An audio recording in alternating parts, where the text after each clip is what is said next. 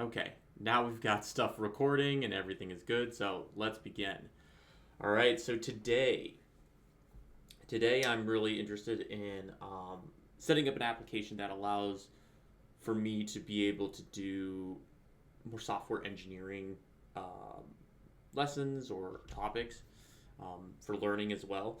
And one of the things I wanted to really do with that is to actually have an application to run through more complicated issues, more complicated setups, better principles. Because sometimes when you're working with algorithms, it's not indicative of what like you'll actually face problems that you're actually going to need to worry about.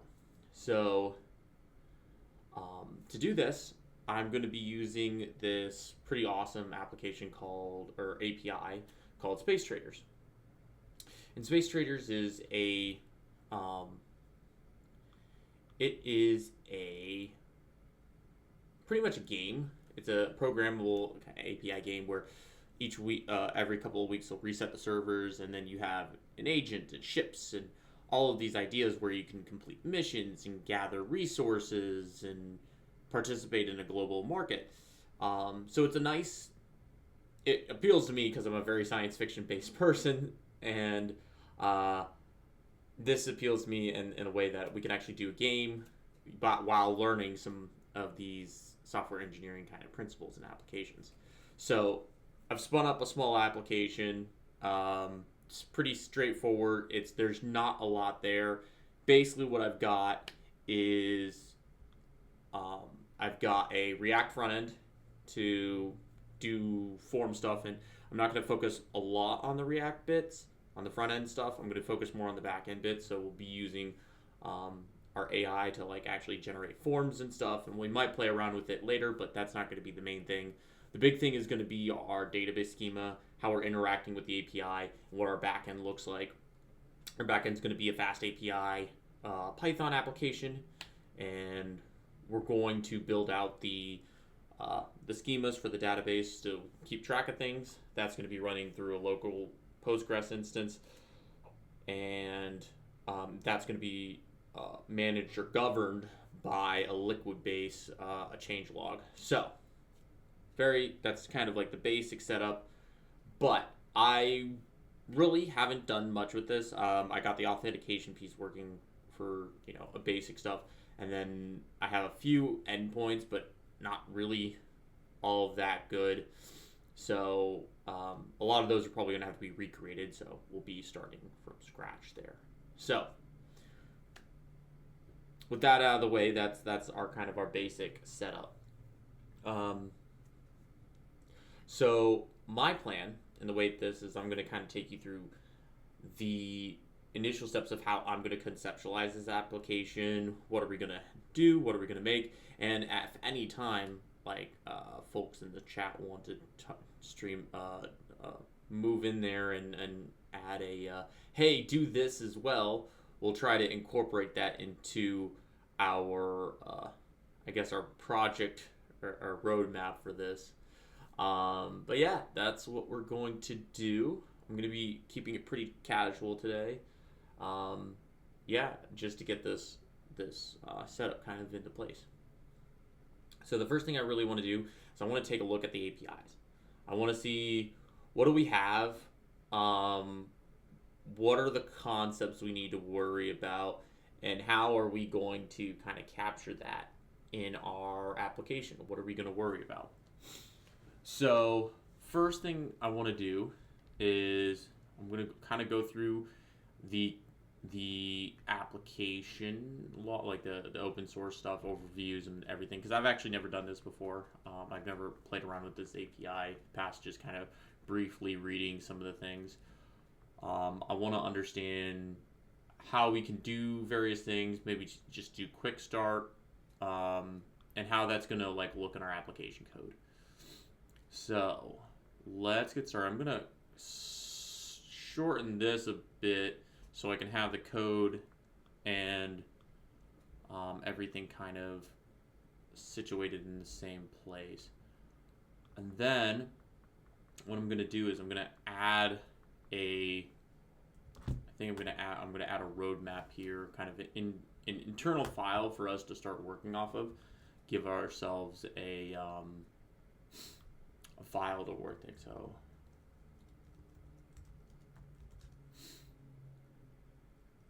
or actually a better name would be spec, because now with spec development being out there, it's probably a good thing to just kind of get that. It probably doesn't really matter. We could probably put that in a bunch of different areas, but or call it various different things. But for the now, spec will be fine. Okay. So what do we got? All right. Space themed game to control a fleet of things. All right. So gameplay. Space themed universe where you can explore star systems, trade goods, mine asteroids, take on factions, contracts to earn credits and reputation. So let's see. We have exploration.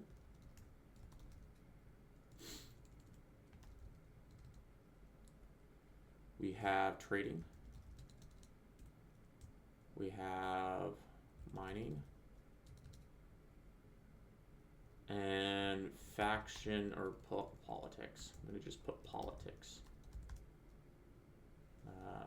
Politics, economy.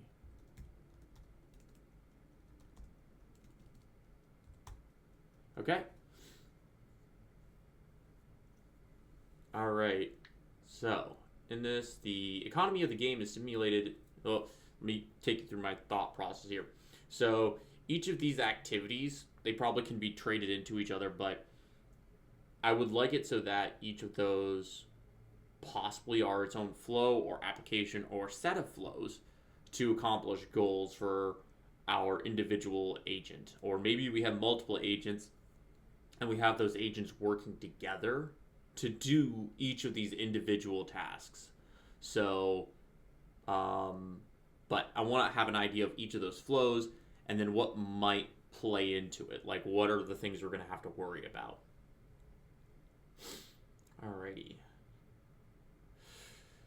The economy of the game is simulated and significantly influenced by player actions. Prices of goods fluctuate based on supply and demand, and players can influence the market by buying and selling goods in different systems.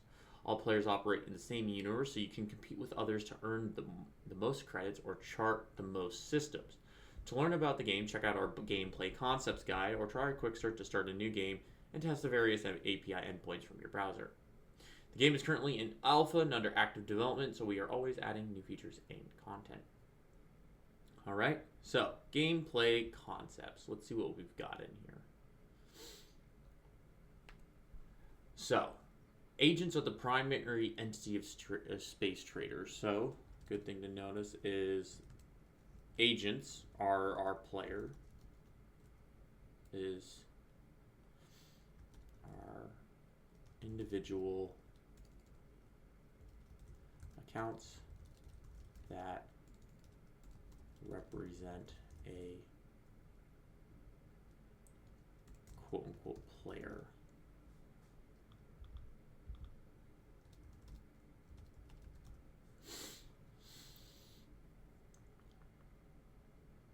So each agent can have multiple ships. An agent can have multiple ships. Probably those ships and goods, everything. So when you register, it's scoped.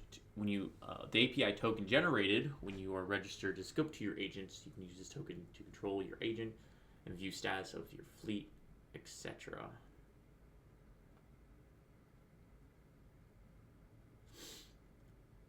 Yes, so these are two different things. An agent is not the same as your account. So, agents and an account is not the same as an agent. An account can have multiple agents. Okay.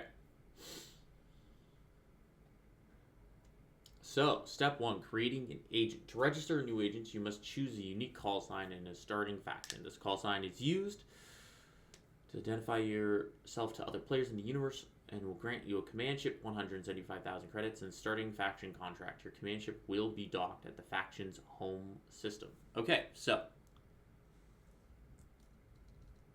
that's more of a start. We know, so we know where we begin, and this is under the registration, and you need to get an account token. Okay, so let's see how.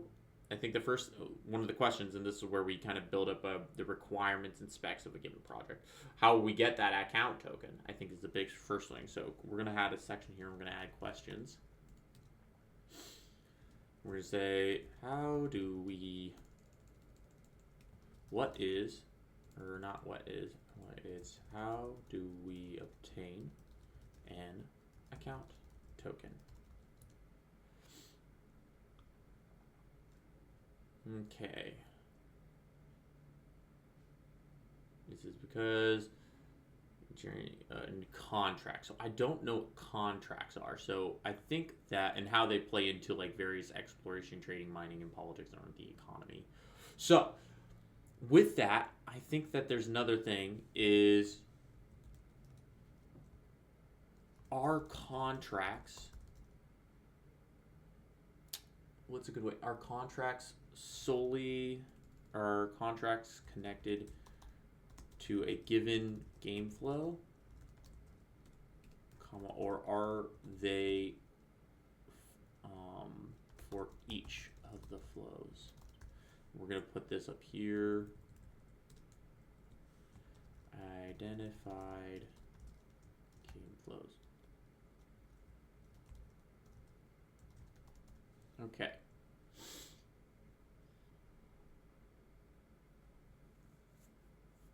Okay, factions. Factions are the primary NPC organizations. And they have unique sets of gear, ships, contracts, trade routes for you to explore.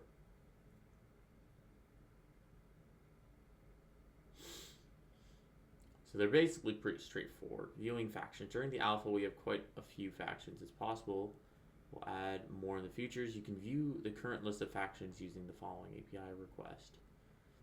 Okay, HTTPS factions. Okay, faction contract. So I would say one of the first things is identifying which factions they are and what kind of information that maybe they have. So I would say, what are the different factions and how do they differ? Question, follow-up things. Is there one? Let's see. Do particular factions align themselves with a particular game? Align themselves well with a given game flow? Probably not, just because they are saying that it's pretty simplistic, but I think it's a good idea to just kind of call that out, just so that we can keep that in mind. Like, hey, if we're going to be building an agent that's really down for exploration or trading, we might want to start them with a different faction, and it might give us some extra boosts or power, or some extra start or stuff to start with. So maybe doing some investigation there.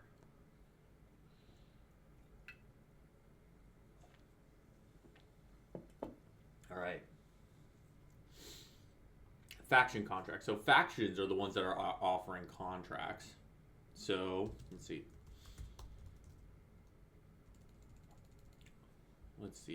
I would like a section about this as well. Let's see. Let's say contracts and in contracts, we're going to put factions are the groups that issue contracts. Okay. And they gain, and so contracts provide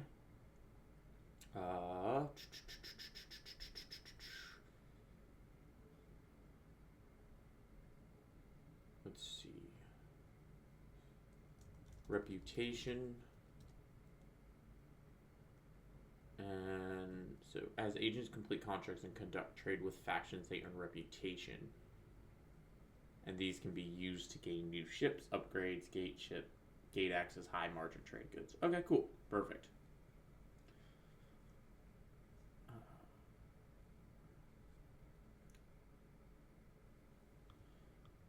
Let's see. Okay. So contracts are generated by sending an envoy ship.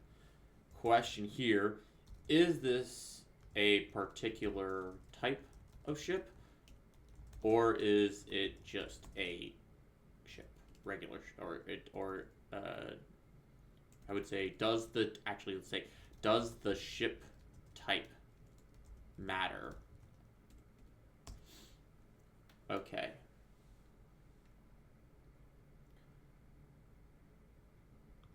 So let's see. Envoys. Okay. We'll negotiate with the faction to generate a new contract. Okay. So these generate new contracts. Okay. Future. If the agent doesn't accept the contract, there will be a slight loss of reputation. Unaccepted contracts result in lost reputation. As the agent earns more reputation with the faction, they generate more lucrative contracts. However, contracts will also become more challenging. So, as reputation with a given faction increases, so does the challenge of contracts. Okay, that's an interesting thing. So now here's another question: can agents interact with different factions, or are they limited to a given faction or their starting faction? Okay, so we'll have to come back to these, and that's just how I'm doing this. I'm breaking out, like, what information do I have? How do I want to approach? Like, how do I want to approach this? And I think that at some point here we'll probably just hop into it, but I do want there to be at least a plan for us to move in. Okay.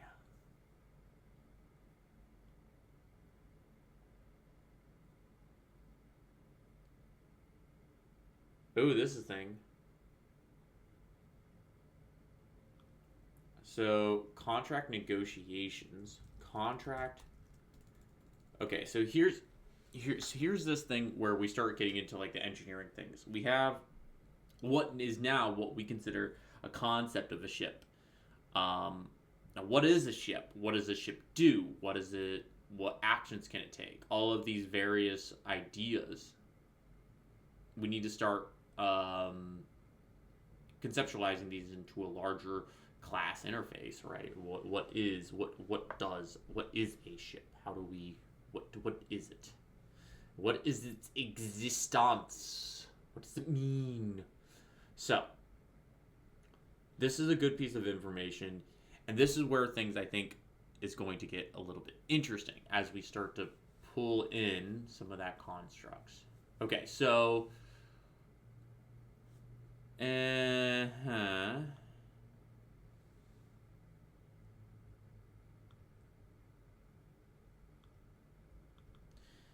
Alright. Oh, that's right. I can't... Can I ban them from...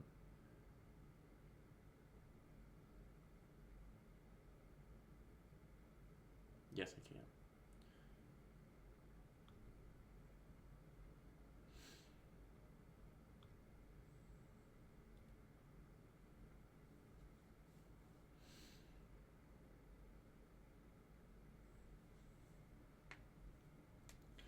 Alright, continuing on. Because I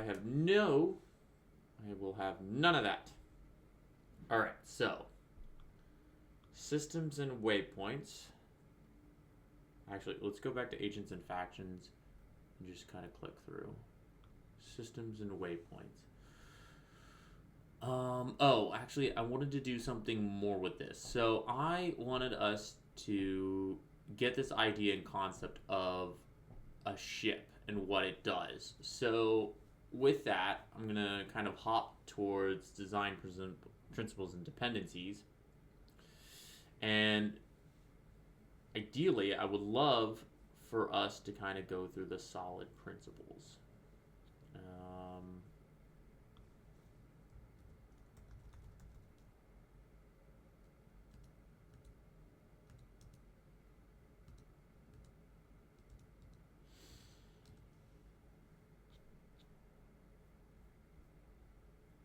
So I'm actually going to open up another tab here and I'm going to type in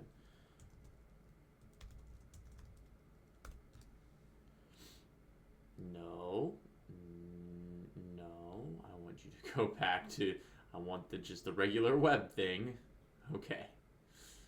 And then I really like Baldong. Baldong is good. And maybe this outs me as somewhat of a Java developer, but that's okay. So we're going to, there we go.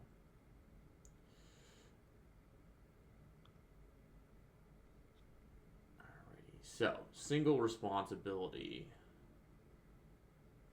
So solid. Single responsibility, open and close, the Linskov substitution, interface segregation, and dependency inversion. So this is where again this is where we get into more of the kind of the learning here. So what I'm going to do is I'm actually going to switch us over to the iPad so we can write this out and get a little bit more of a diagram going. Alrighty. So looks like things are going good. So let's go ahead and write this out. So we have solid. Now solid is a principle for object-oriented programming to make sure that you are creating good, reusable, and well organized code. So let's go ahead and do this. So the reason for solid principles, again, it's that maintainable, understandable, and more flexible kind of thing, so that we understand how something interacts with a given layer or object or responsibilities in that domain, if that makes sense. So let's go ahead and write this out. So solid. What does solid mean? What is its importance? How is things? So let me get myself here. Use a nice purple because we're doing space themed. So solid.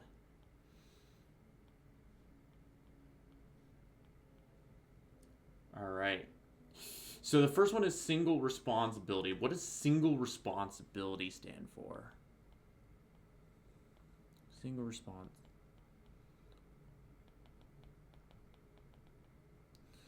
So single responsibility is this idea that a class should have only one responsibility.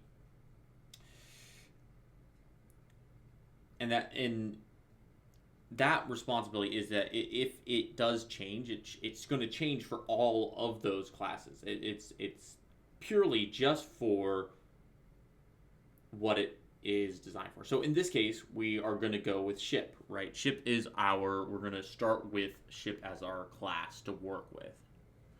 So we have, what is a ship, right?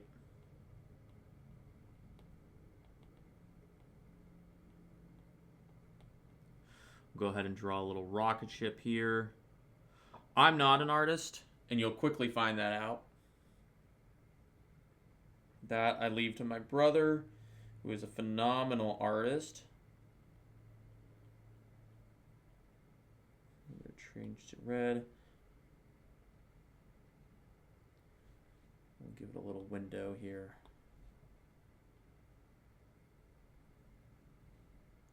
But what is a ship?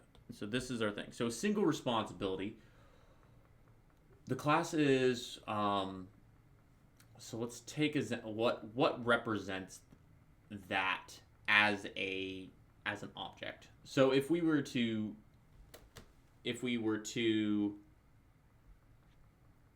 take if we go back and take a look at our application here, and let's see if we can find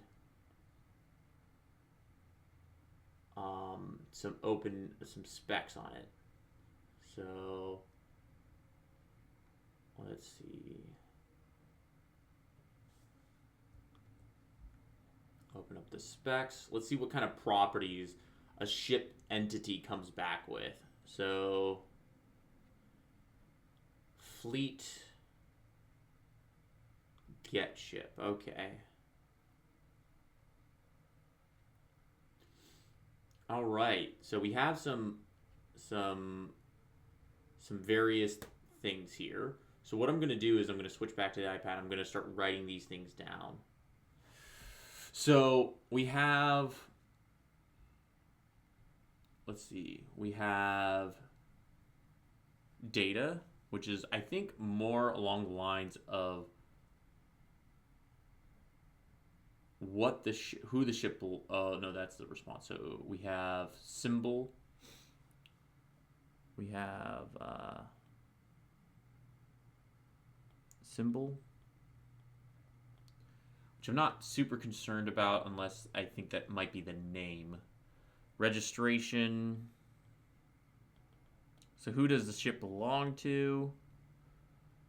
Navigation. So this is, I think, an important one because this is how we navigate the ship. So how, let's see. Oh, I'm getting used to this. I'm so used to using a remarkable that using how the ship travels. Now this is interesting because when we think about the navigation, should that belong to the ship or should that belong to a separate, like maybe a navigation console, a navigation object, and then that's controlled. So you pass in the coordinates. Maybe the navigation is like where the ship is in space, or how is it moving around. But maybe for controlling the navigation, we inject that someplace else. So we'll keep that in mind as we run through an example here. And there's fairly interesting things here in navigation, like routing, destination, and origin, but we're going to go to so crew. Let's say folks on board, which is important because if you have Sigourney Weaver on your spaceship, you know that that spaceship is absolutely doomed. So, but we don't have anything like that. It's mainly just some things. So in there's some interesting fields like, let's see, we have current. So how many crew members are there? We have a required number of crew members to pilot it. A capacity. So what's the max capacity of crew members? A rotation. I'm not sure what rotation is, but we'll figure that out later. Morale. I'm gonna keep that off here. Morale and wages. And this is where things get interesting, right? Do we then create an entire object for crews? Like, do we say that a ship owns crew, and do we have an interface for that? I'm not sure. I think these are all these questions of like, how are we going to think about a ship? Frame. That's interesting. I'm not sure what exactly the frame is. So there is some things. We have a name, symbols, modules, mounting plates, fuel capacity. Oh, okay. Okay, so frame. The frame is it's literally the frame thing. So the superstructure is the way that I'm going to think about it. The superstructure, the right word? Like, I'm actually going to say it's more about the ship type. That's the way that It's a part of the ship. It's the fuselage. It's the fuselage of the spaceship.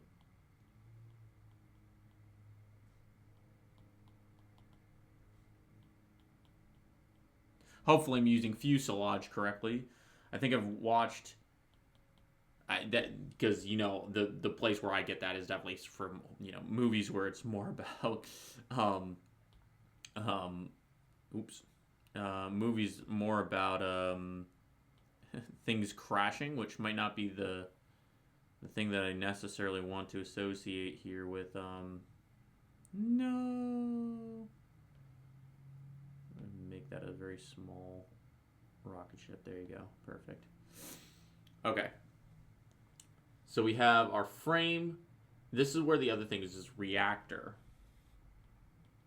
So that reactor is that I find that important because the reactor is probably what is going to give us the differences of allowing us to travel. So this is the engine basic. Oh no, it's complete. Oh, it's the power center. Okay, this is the power center.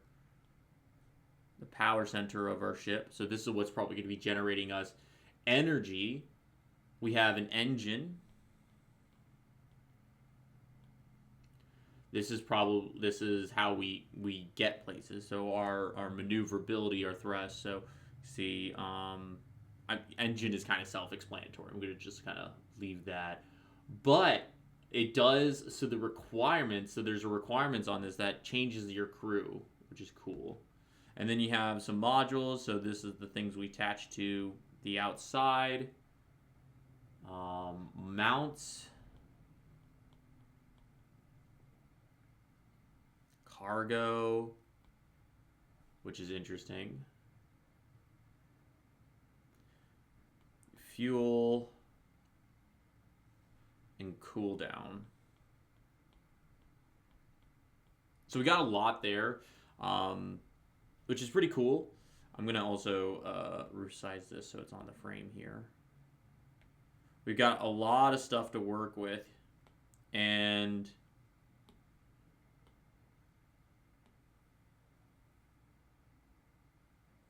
because we have a lot to work with, I think this is going to get really interesting. All right, let's put that there. Yep, that's all ding.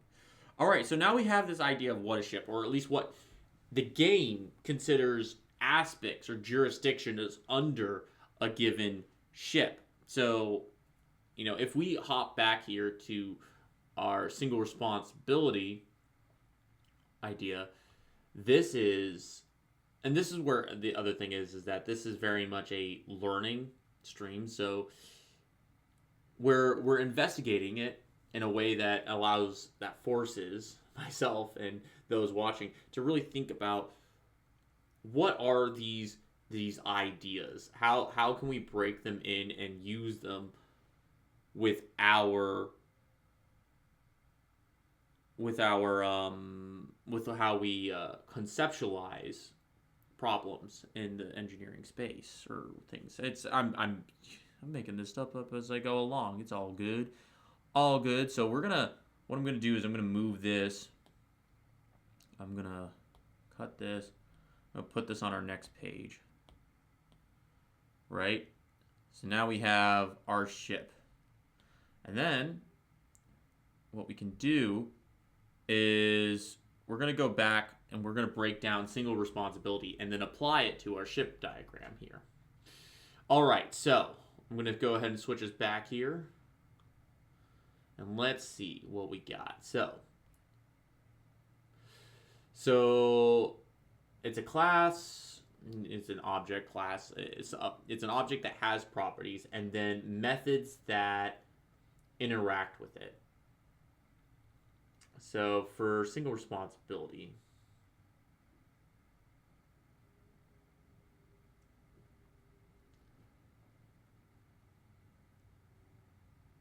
all right, so let's break this down in more because sometimes, and this is the thing where it takes a little bit more to go into because you can watch these things. I see the ad pop up, and you know what? I'm gonna just log in here off screen real quick because I'm tired of seeing these ads.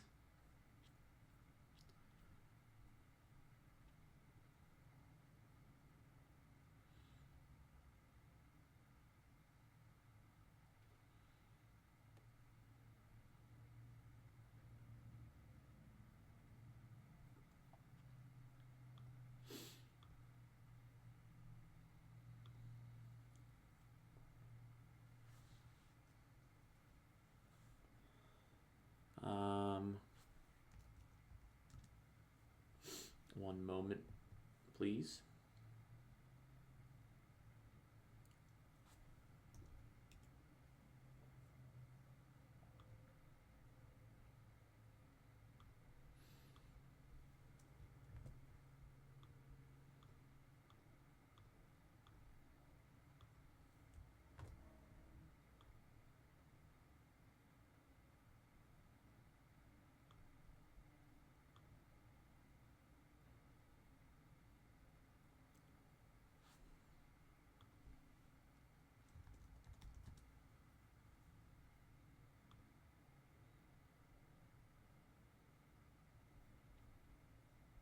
Okay, here we go.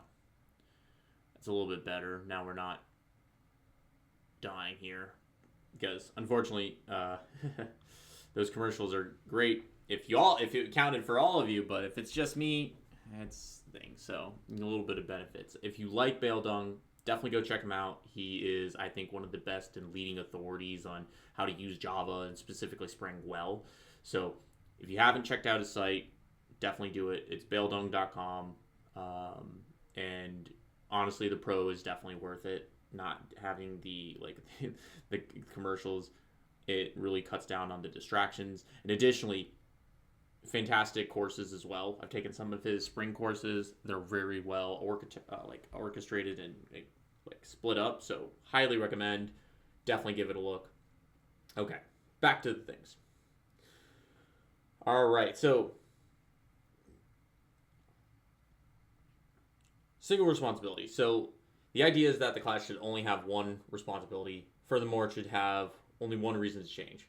So it's that lower coupling organization. So simple, broken down concepts. And it is small, it's self-contained, we're not bloating it.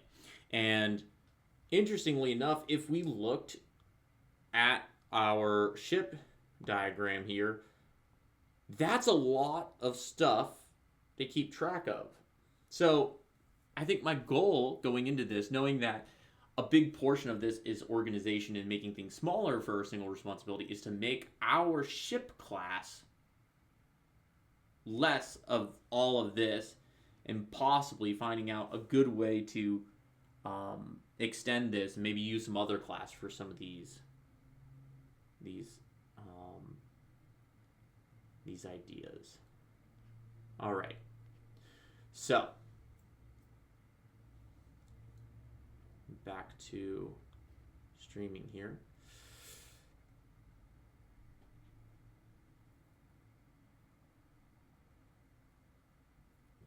So in this case, it's using a book. The book has a name, author, and text. It has its constructors or getters and setters. And then as you can see here, this is where this is important. This bad example is where you're mixing the reason what the class is doing with what it shouldn't be. In this case, printing to the console. That's not quite the thing. You want to create a method of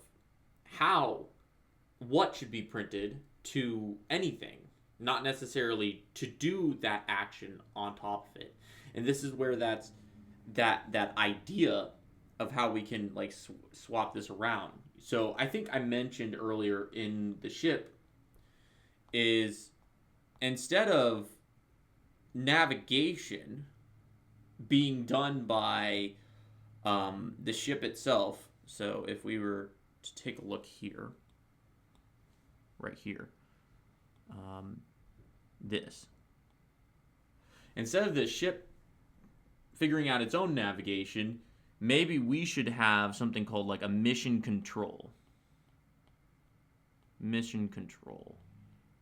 which handles the navigation of a lot of ships based on some other things. So, is this another class that we could do? We could utilize a mission control class that's job is to navigate ships in flight? Question mark? Maybe. I don't know. I think that that's something that we should think about. Additionally, I think that maybe crew. The crew is probably actually something that we need to keep on this ship.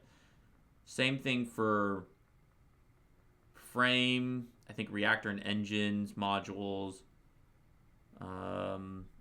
mounts, cargo, fuel, cooldown.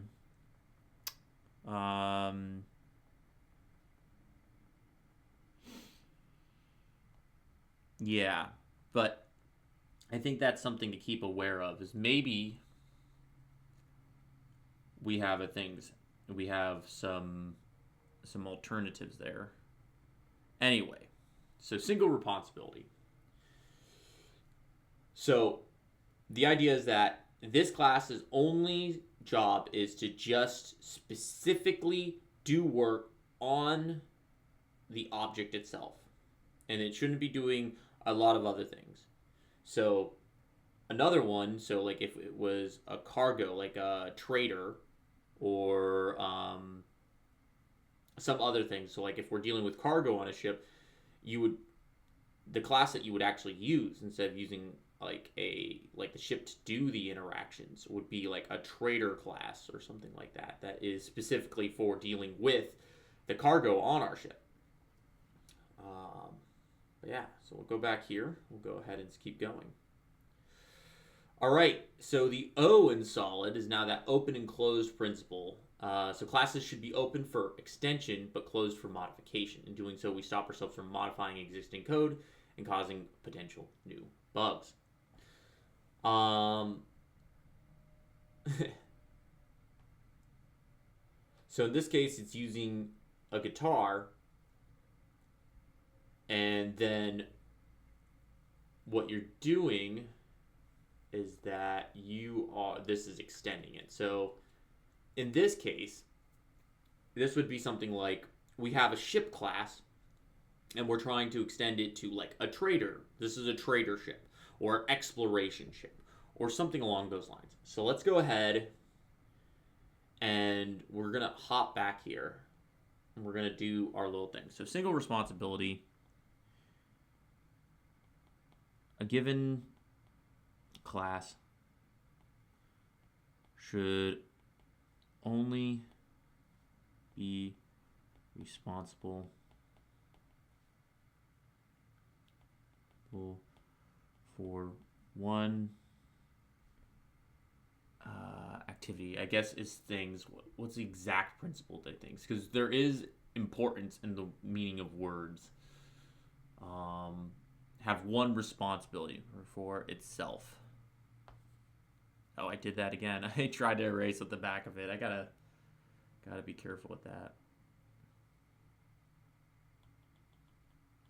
So it's itself. And then moving on, so O, so open for extension.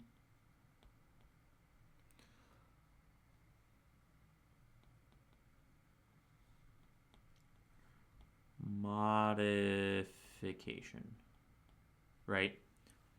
So if we were to, so we talked about like how a single responsibility. So for our ship, it probably shouldn't be responsible for its own navigation. We could probably outsource that to a different class, a class that is specifically only designed for navigation. Maybe we call it ship navigation. I think we called it mission control. But open for extension, this is where, our game flows come into play that makes sense for this. So we have a ship class, and I think that I'm going to adjust the camera here so people can see my face while I'm doing this. Or the top of my head, because seriously, that's what it's really going to be. There we go. All right, so our open for extension, closed for modification. So we want to extend it and maybe give some specialized interactions. Uh, maybe there's a special navigation console or a special exploration class that has some methods in there to determine which direction the ship should go. But that might be under navigation. This is where that architecting of like how do we do this? So to kind of explain this, so we're gonna have our open for modification principle.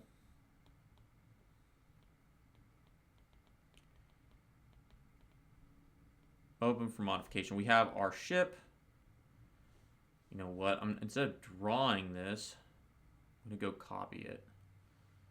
So let's do that. Oops.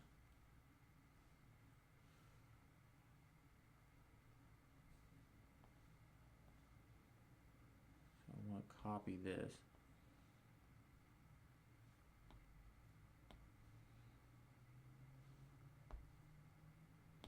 So the idea here is now that we have this idea of a ship. So, but now we're extending it. We're saying like, hey, this ship, it's a special exploration ship. So this special exploration ship, you know, it has its own property. It shares properties with what is a ship. But well, that's not what I wanted to do, but that's okay. We'll just do this.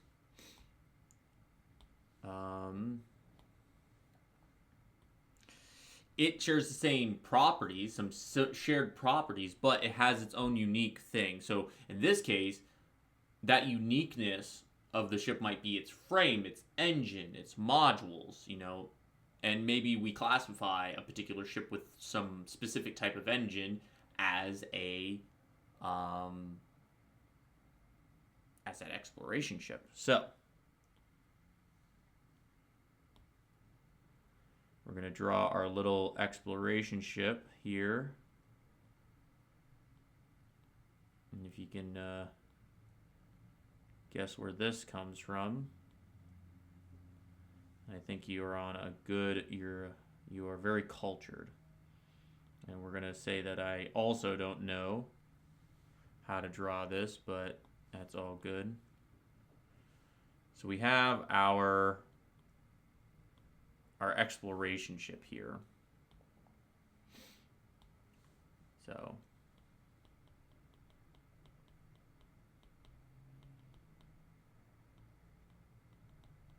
and it extends our ship, right? But additionally, we might have a ship that's not designed for exploration, but maybe this ship is, let's see, what's another one? We have let's see, we have a trading ship. So we could have that as well. So we have our trading ship. Now, a trading ship, let's see, what do we want to do for a trading ship? I'm always partial to the one from the Bebops. So let's see, we have our trading ship, and it's actually just literally,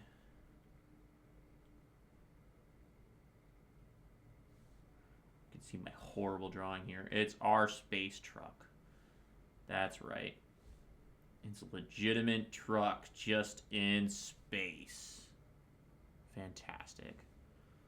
Draw a little engine there. And it's a going. Put some grills. Windshield. And it has little smokestacks.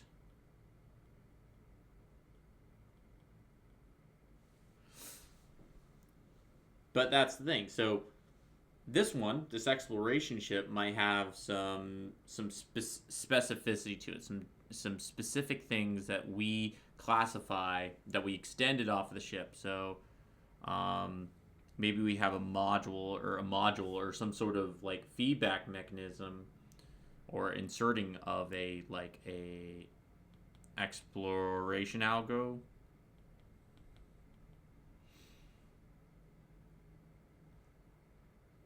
So actually, you know what it has a directive. So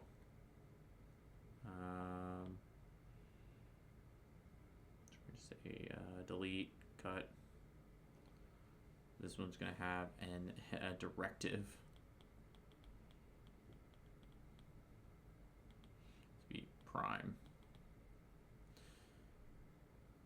Whereas this one has a route list.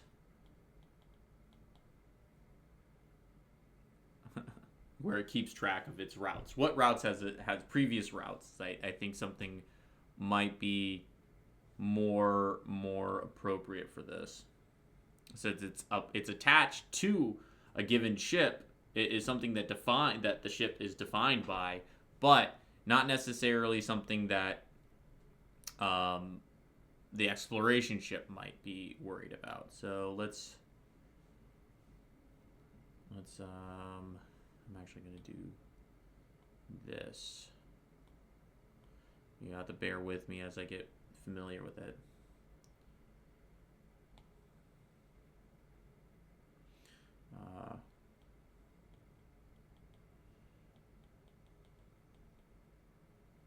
Right. Oh no. All right, so let me select these. Oh, that's rough. Okay.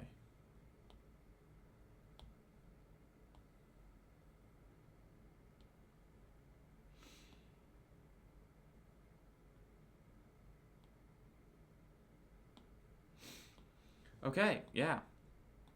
So there's your open for modification, close for modification. So that's the second part of this is close for modification means that you can't just change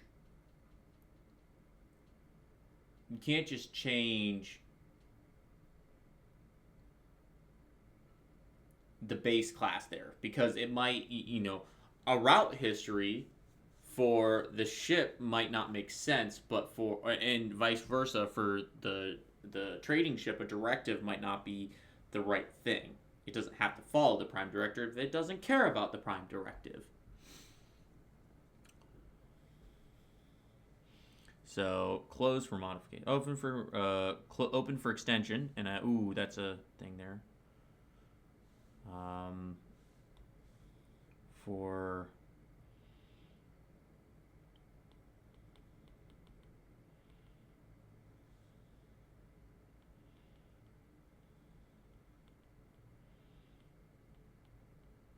should we have our close for modification? So let's even make this a little bit cleaner. So I'm gonna delete these bits. So the parent class is open for extension. Wait, that's not quite what I wanted to do. We're gonna do this.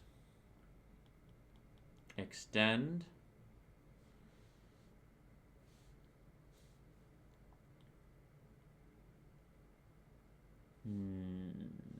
I don't want to modify. Extend,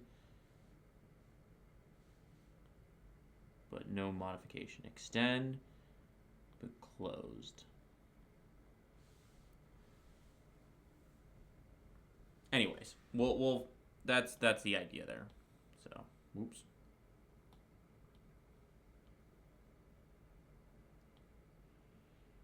Okay, so we're gonna keep that down there. So, L, the Liskov substitution. So,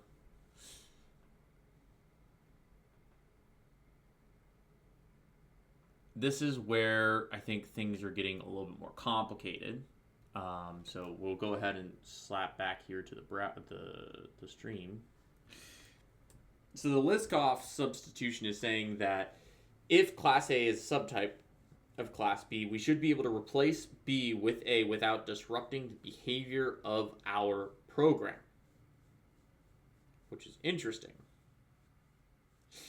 So, how does that work? And how does that our idea of how what we have as being a solid model of a ship change with it? So, we have a class model. For us, it's ship. And that thing has a set of methods that all ships should be able to do.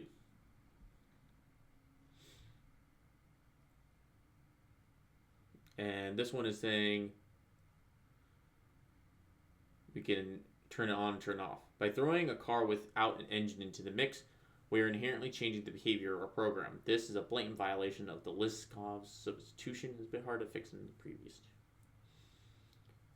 Solution would be to rework the model into interfaces that account for the engineless state of our car.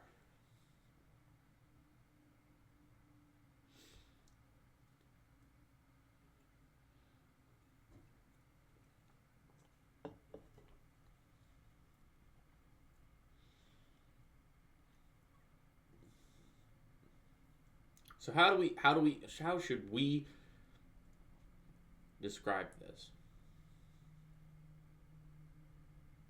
What is a good way to describe this? So,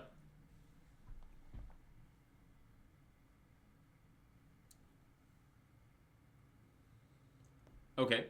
So here's an idea. So let's say we have our ship.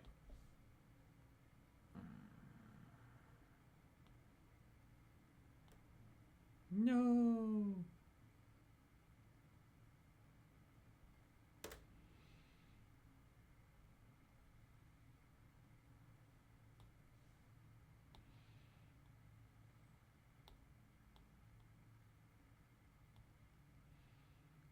No.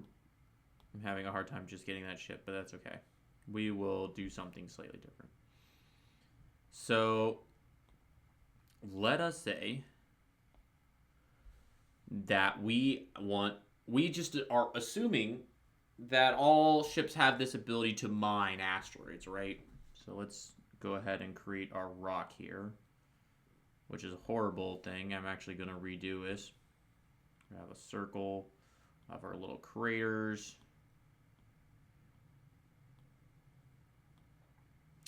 And then we're going to have our little ship. We'll create one with little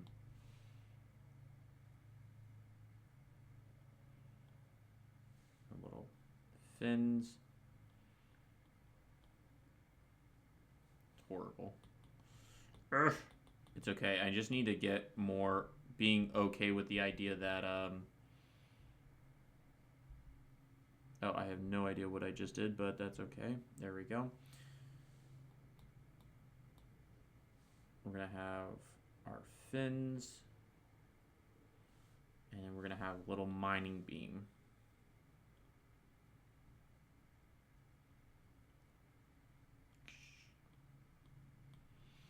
Right? So, but the problem is that this takes into assumption that we now have this method called mine asteroid. Now we're saying that all ships must be able to do this. But what happens if we have that one odd ship that is actually a we're going to say, look, here's our ambiguously non-copyrighted or definitely copyrighted ship. Come along. Now, this ship here, does not have a mining ray. So by us adding this mining array to our ship interface, it breaks that Liskov principle because not all ships can perform it. And therefore, it shouldn't be something that is on the original base class. I mean, theoretically, I guess we could have our turbo lasers here mine it, but it wouldn't be very effective. It's not really what we want. Oh shoot! Oh no! I just drawed this entire thing out, and y'all are missing it. My beautiful drawings. But that's okay.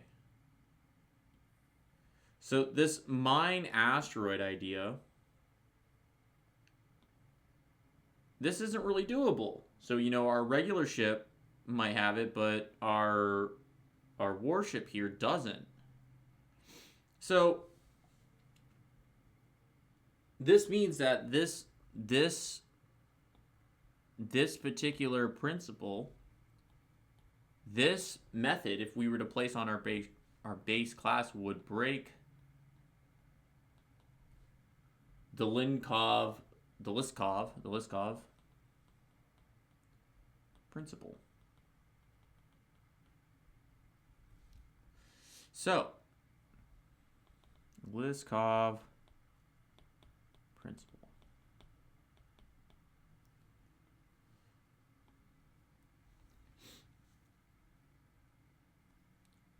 All subclasses should be able to accurately perform the behaviors / duties, I would say, of the parent.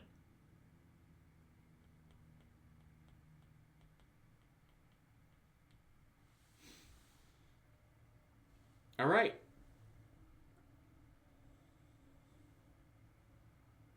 So that's our Liskov. And then this furthers this idea that this mining that's going to occur would be something that's part of an extension. Right? So if we wanted to add, to make sure that we're not breaking the Liskov principle with our ships and in their mining, we would take the ship and extend it. So let's go ahead and extend it down here. We have a mining ship that has a method of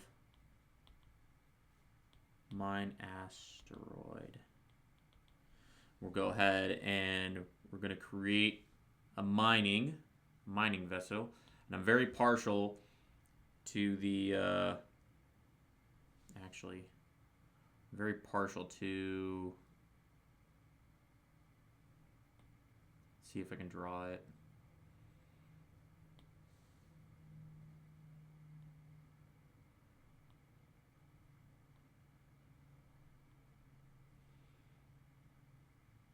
I'll have a little ring around it here. It's going to be connected by some superstructures, like so. We'll continue on back here. But then it's going to have, like, a large section for mining gear.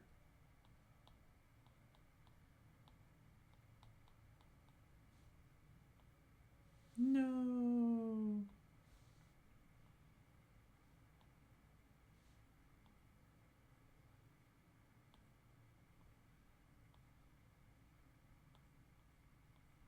It's going to have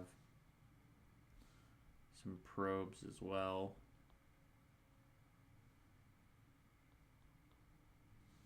We'll give it little probes.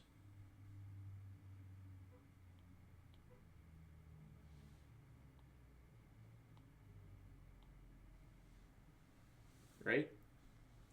Oh no, you can't see it. This is the reason why I need more people on chat. So we have now our mining ship that has a method. So that's how we can we're solving the problem of how we've broken the Liskov principle with extending our ship to create a new subclass of ship and making that mine asteroid be something that is only available for that ship, so that it doesn't break that all ships can have the same, should have the same, be able to fulfill the same behaviors. So we'll go ahead and mark this by extending ship.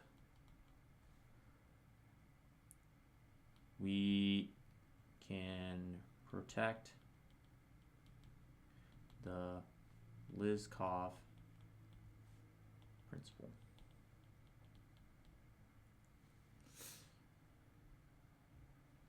All right. Uh-oh. So let's go ahead and we're going to select these things and make it a little bit smaller. Okay.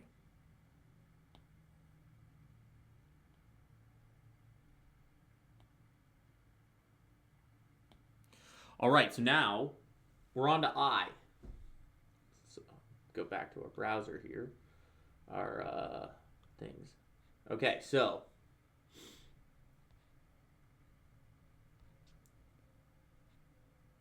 we have I. So this is the interface segregation or separation. I'm going to call it interface separation. So our interface separation, interface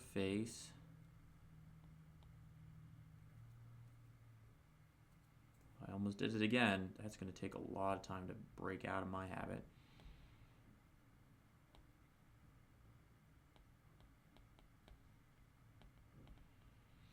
So we have interface separation.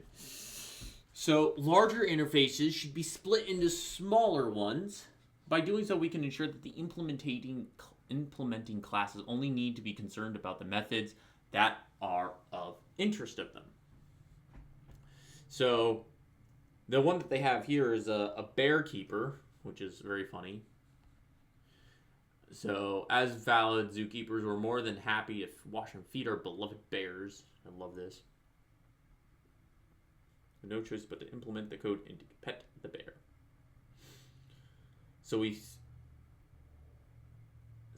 we are separating it out into three separate ones, so three separate interfaces. We're free to implement only the methods that matter to us. So we're saying that our public bear class implements these other classes: bear cleaner, a bear feeder. And then we can, yes. So we're separating out different interfaces so that when a class is taking into those, it can take only the things that it needs. So let's go back to our example here. How could we separate out the problems that we are running into with the Liskov principle in the previous example of mining asteroids, right? So if we were to break this out, could we then assign specific interfaces for our given ships? And then we're saying that a ship is broken up and made up of those interfaces. And I think that we can. So in this case, we would have, say, a mining module would be something that we could apply to a class, right? So instead of just giving it an entire ship just mining, it has a mining module. So let's see if I can add a page in between these two.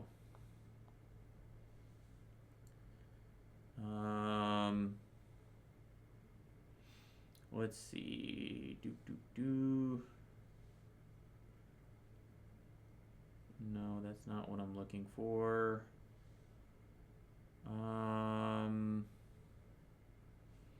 That's not what I'm looking for. That's definitely not what I'm looking for.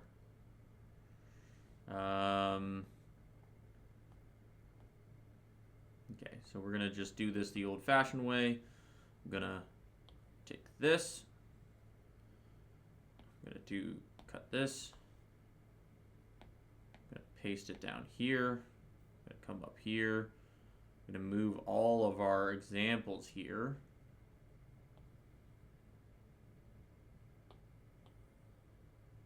And then we're gonna move these down onto our second page. Like so. So we can add some more to this.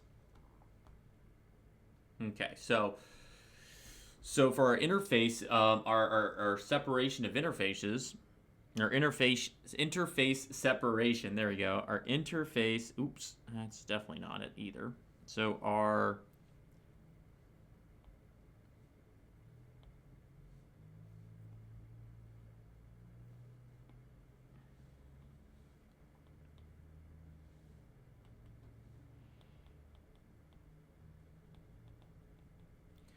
interface separation, and it would really help, and I do that again. Our interface separation is going to be something where we're going to split up some of the parts. So instead of us adding a whole mining ship, we'll have a mining module that we can attach to our ships. And we can see that maybe this is how we can change the logic, because we see all those modules that are coming back, and we can determine if the ship that we've received back from the API has a mining module. We know what class to pull from this. So let's take a look at this. So we have a mining module. So this mining module is, let's say, we'll make it a, we have a giant laser.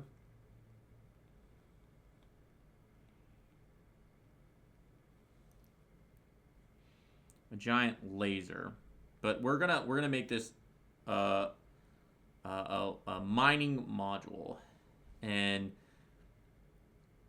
let's make this a little bit more complicated. So a mining module is a class, right? But maybe there's multiple types of mining modules that we can use, such as we have our laser here. We'll go ahead and give it a nice green interface. The things. So we have our mining laser. But we might have a mining module that is drone based. So we'll have our drone hangar here. Oh god, this is awful.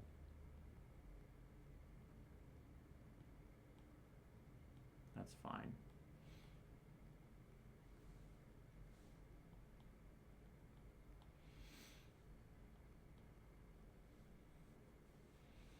And inside of our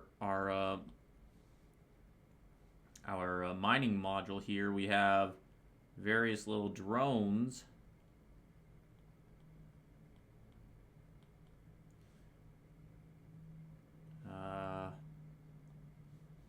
We have various little drones that do our mining for us, right?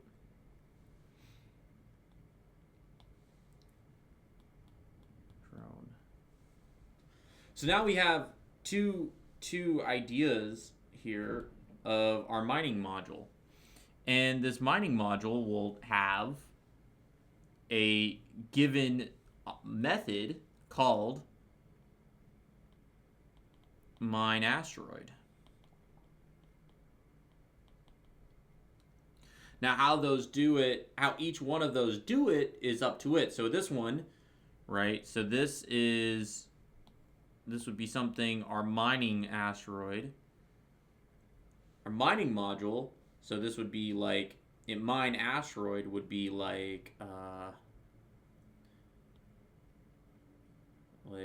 shoot asteroid.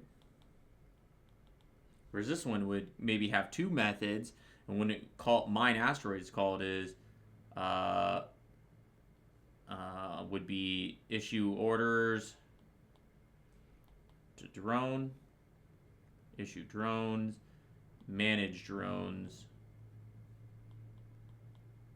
All of that is underneath the mine asteroid.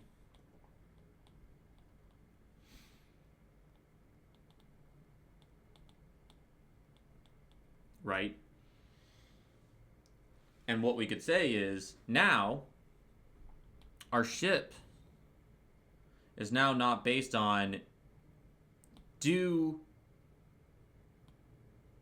are you a mining ship, but you could say that a mining ship must have at least one mining module. So we could have our ship here.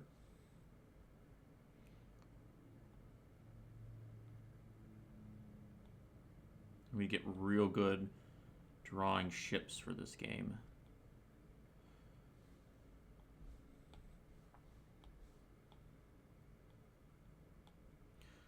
Our ship here has a laser module that gives it access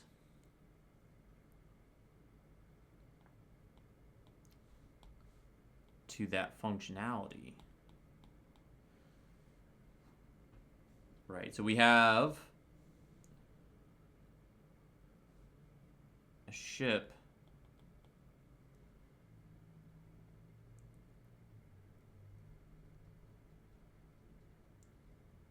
that implements. All right, well, give me a second here. I'm going to go ahead and do this real quick so that we can keep going. So what we'll do is we're going to take a bit of a break while I deal with this, and I will also take a little bit of a restroom break as well. Okay, so we will be right back.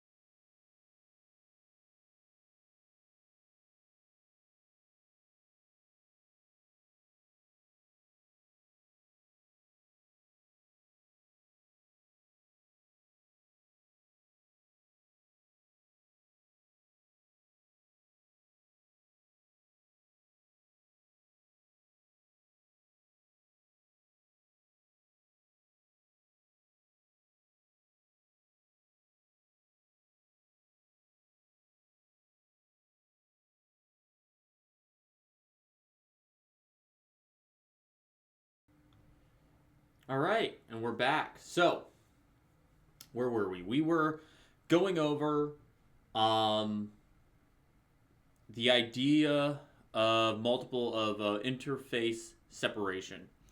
So here we go. Now we have our ship, and it's implementing a mining module. So we're gonna oh no. Um,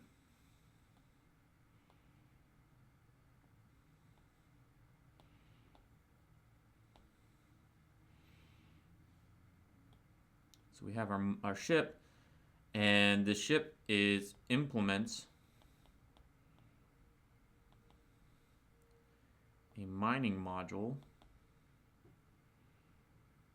Or maybe what we could do is we say it implements a mining a class of type mining module, but specifically we're adding a laser mining module or something along those lines. We'll figure that out later.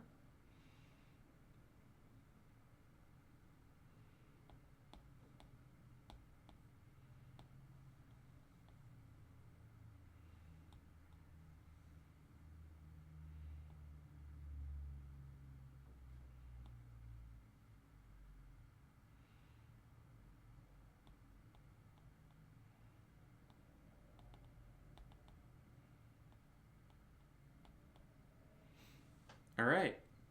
So now this ship has a function that contains mining. So maybe mining module isn't the right thing, right? The idea here is that it's implementing a particular set of methods that it should have. So this ship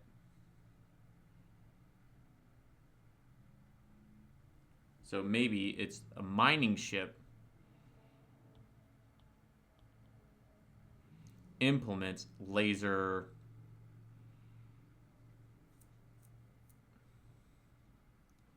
mining. I like that. Right? So, and then mine asteroid would call, or might be, there might be that mine asteroid is now being done via a particular module. So I think we're missing something here that makes this a little bit more concrete. But we're going to,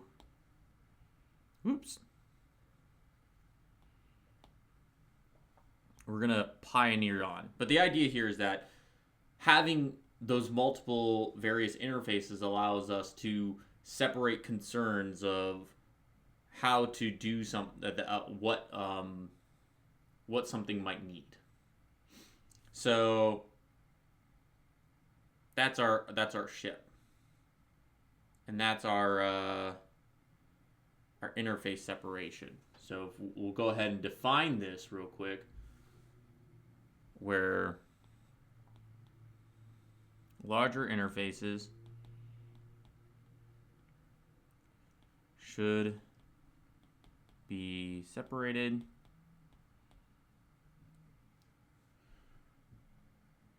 not separate, should be split.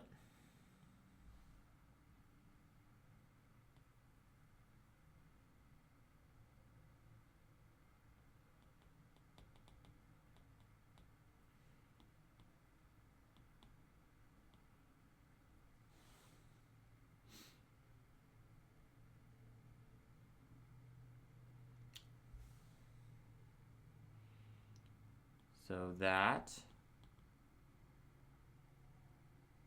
we only implement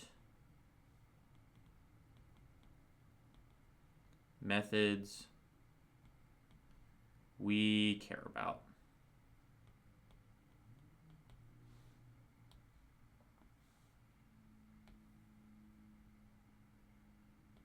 Okay. I should really write with something slightly different. Anyways, we're on to our last thing here, which is dependency inversion. Now, the idea of dependency inversion is the idea of like it's not only decoupling, but it's you are sending in the necessary information to actually be able to do work. And this is really great for testing because you can say, oh, this particular class needs these particular modules and they have their own methods that are utilized, but they're self-contained, that single responsibility. So you can pass in a mock of those so that you can test your stuff without necessarily needing to implement it. So like a really good example of this is passing in your Axios client or your that's JavaScript. So I'm outing myself there as well. Gosh, I'm doing that a lot. You can pass in your whatever thing you want to like it is going to need to be mocked or tested so that you don't have to worry about it and you can test just the behavior and responses and stuff of the internal method. So that's where dependency inversion becomes really, really useful. So D, dependency inversion. So let's go back here. So we have D. I'm going to start trying to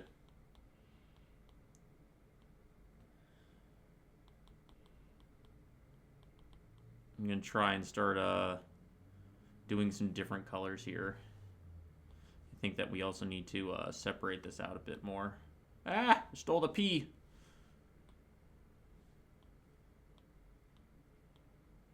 There we go. So let's spread this out a little bit. That's not going to work.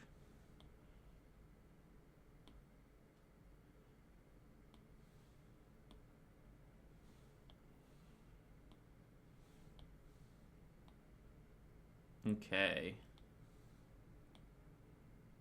So dependency inversion. We're going to start with blue. So dependency inversion. Decoupling of software modules.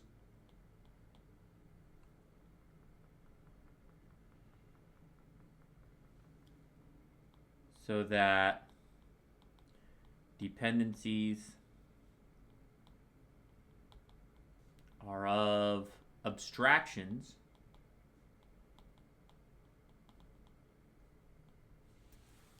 which is good, right? That allows us to do that.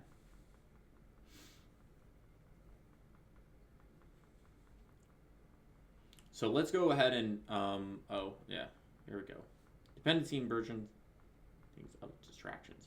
All right, so let's go ahead and switch back here, and we'll go ahead and take a look at our stream. And so in this example, it's saying that there is a machine, and it's a Windows 98, so it's a computer, but it deals with a keyboard and a monitor, but those are separate classes that get handled. So that's where the dependency inversion is that you're putting them in. Now this could be done on a method base, it could be done on a class base. However you do it, it's the idea that you're separating those areas of responsibility to other classes, and then you're using those as part of your inputs, which is a horrible way of explaining it, but it's a good way to like things. So let's dive into this for our ship example. So how can we, and this is where I think the navigation, that mission control, starts to come more into play. So we made slight reference to it earlier, where we were like, you know what, this seems like a lot for a ship, so we should probably, and it's its own, there's probably a ton of that can be fit into that. So how do we do that? So let's go ahead and we're gonna go ahead and make some of these a little bit smaller so we can have some room to write.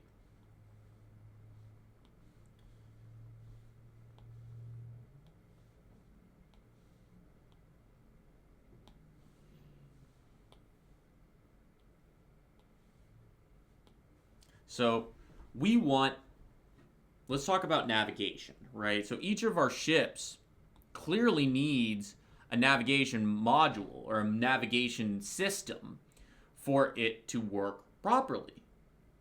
So this would mean that we can design a whole piece of software that is our navigation system. So let's go ahead and draw our little black box here.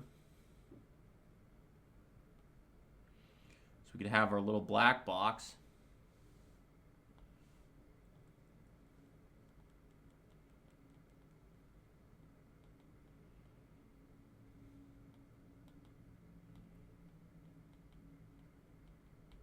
Right?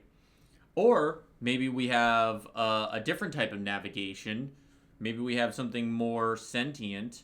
We're going to give our friend here, we're going to create a, we're going to have a new, we need another color.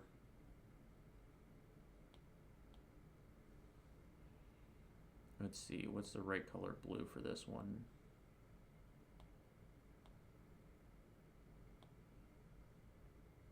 This will work. Okay.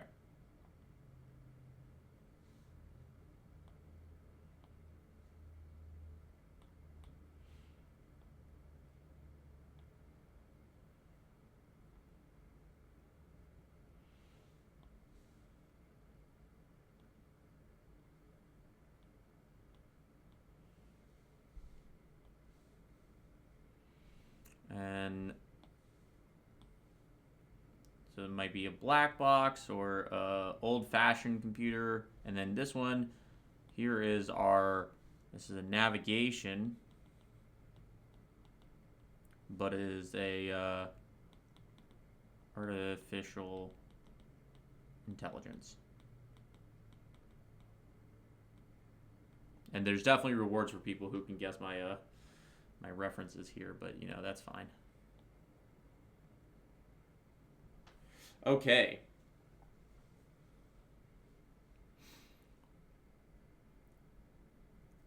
Then, when we are building our ships, we can say this ship needs a navigation module.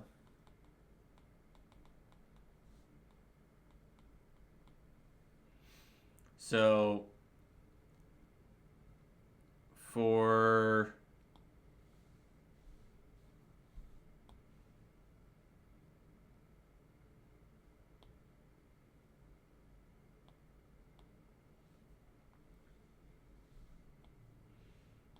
one, we can inject the artificial intelligence into one of our ships, and that will be, and it will have its own set of things like navigate, you know, steer the ship, move the ship to various information, but how the actual methods are implemented is based solely on how the navigation module is done. So here we're going to have a ship and we're going to inject it. We're going to have it be injected into a ship.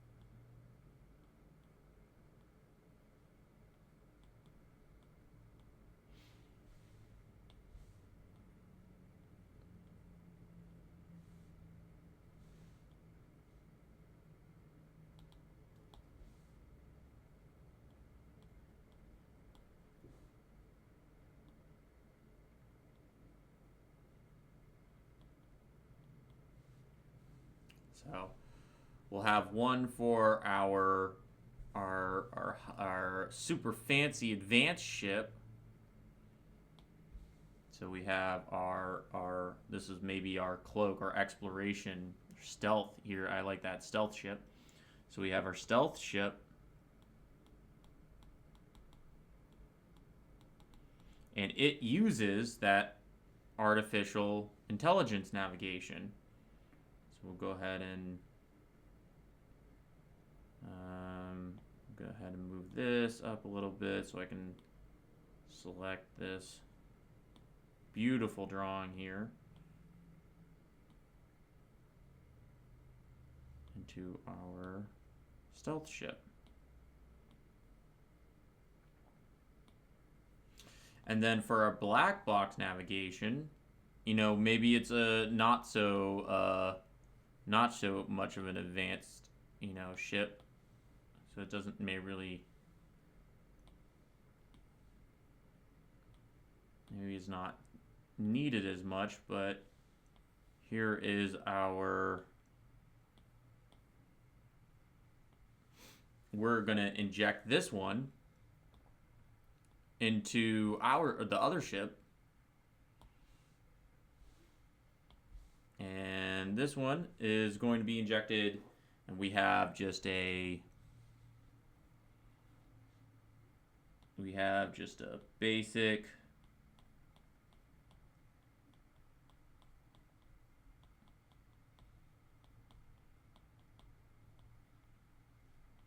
very basic ship that doesn't necessarily even need, because that's what we just have for this ship.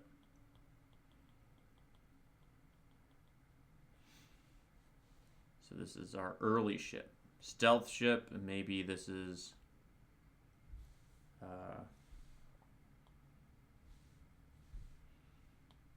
our early ship, right?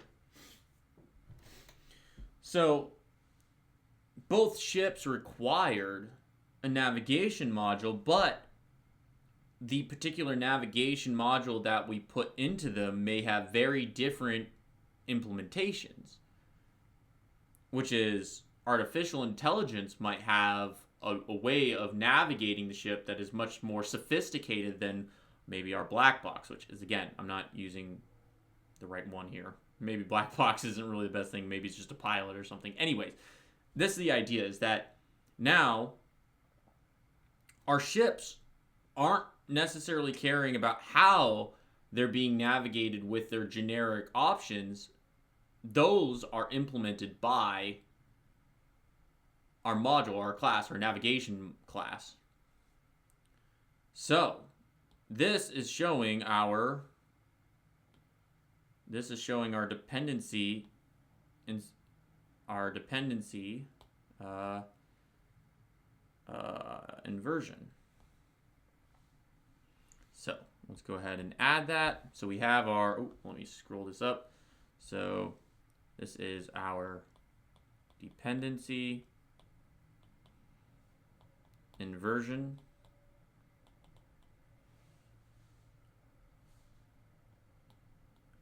Injecting,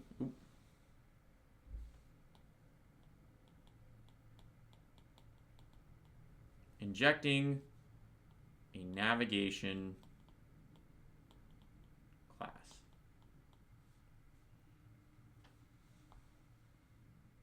Right? Nice. So those are the 5 principles. We have our, let's make these really clear, right? So single principles, so ship, S, single principle, ship. The modification of which is our open for extension, closed for modification, which is O here, or O.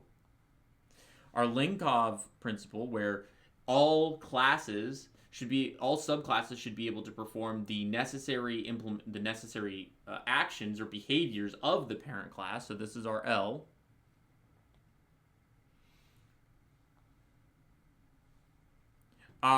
we should be able to extend and separate and split up larger interfaces into large ones or into smaller ones, and then be able to implement those. Those are I.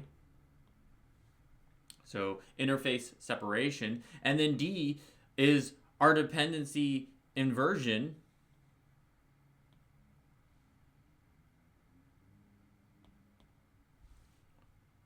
Which is where we can insert other classes so that we can keep things separated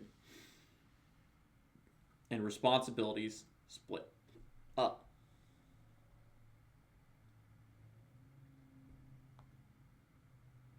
There we go. That's solid. Alrighty.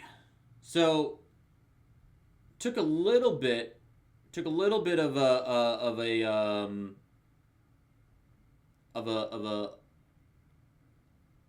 a side quest there.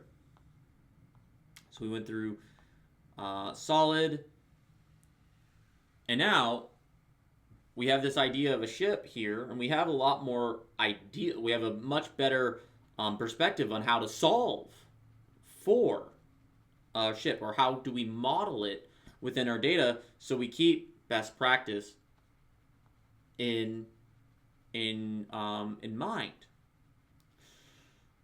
So let's think about this. So we have our ship. How can we apply some of these the solid principles here to our ship? And I think the first one here is I'm actually going to split up the recording here. So we have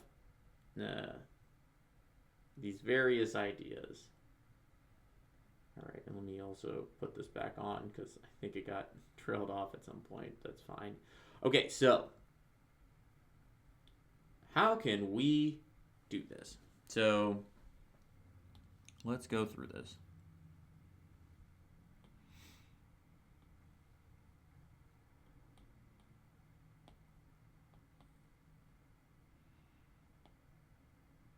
So we're going to cut this out. We're going to cut this out.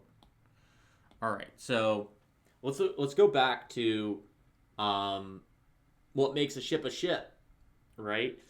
So let's go back to our stream here. We're going to take a look at these ideas. So we have identified various game flows, and we've also identified various aspects of the ship. So as we're thinking about the model, I think a good thing to keep in mind is let's also ensure that we're taking into consideration the various flows and how those objectives will lend credence to the models of which we're utilizing.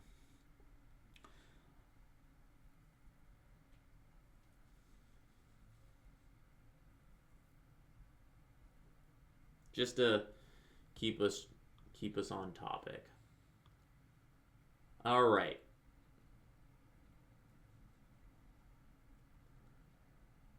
There's a lot of post requests here.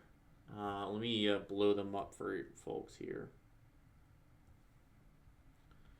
We'll make this a little bit bigger.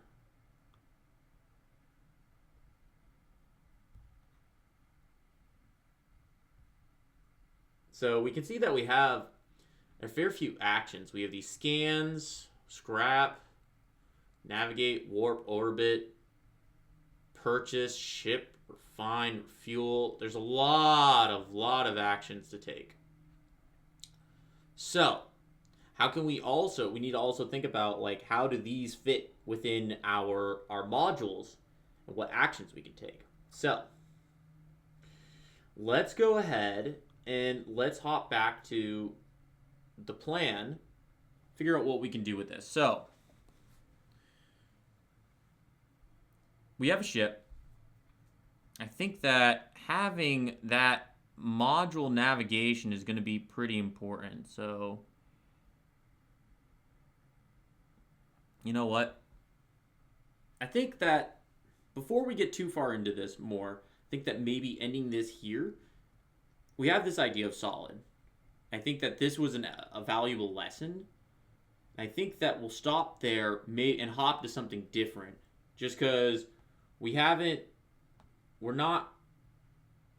other things to learn, other things to do, but this is a good spot to stop, and then we're gonna do another different task.